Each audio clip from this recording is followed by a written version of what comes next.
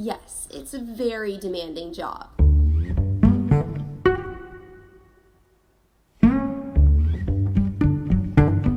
You have to be up bright and early, there's practically no time to rest. To be completely honest, not everybody's cut out for this line of work.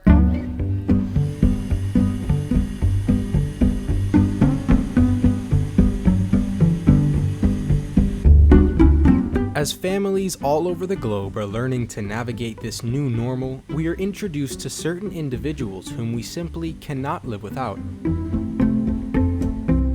Rose Hoover is leading a movement which, at its center, advocates for diligence, togetherness, and, well, convenience. Actually, when I first got here, it took some time getting used to.